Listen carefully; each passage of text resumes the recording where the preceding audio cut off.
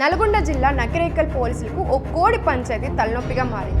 స్థానిక గొల్లగూడెంకు చెందిన గంగమ్మ అనే మహిళకు చెందిన ఓ కోడిని పక్కింటికి చెందిన రాకేష్ అనే వ్యక్తి గాయపరిచాడు. కోడిని కర్రతో కొడుతుండగా స్వయంగా చూసిన గంగమ్మ పోలీస్ స్టేషన్ మెట్లెక్కింది. రాకేష్ పై చట్టరీత్యా కేసు నమోదు చేసి చర్యలు తీసుకోవాలని పట్టుబట్టింది. బయట కట్టేస్తారు. ఆ గడ్డి బయట కాడిపోయి గడ్డి బయట గడ్డి వేస్తే గడ్డితో ఉంటుంది. ఆ వస్తుంది కట్టి తీసుకొని గ్యాస్ అట్లే కూడా పట్టకపోదు. ఇప్పుడు ఆడి తీసుకొచ్చిన మేము చూడకుండా ఏమో మరి ఏమో వచ్చిందో ఆ చూడండి వాడిని మేము ఎట్లా అంటాం పండ్లతో మేము ఇద్దరం ఆడనే ఉన్నాం.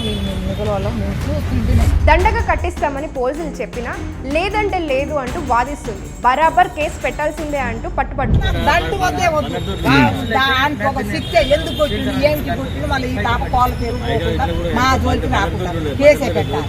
నిండా 200 విలువ చేయని కోడి గురించి కేసు ఎలా పెట్టాలి అని పోలీసులు తలపట్టుకుంటున్నారు. చూద్దాం మరి ఏం జరుగుతుందో.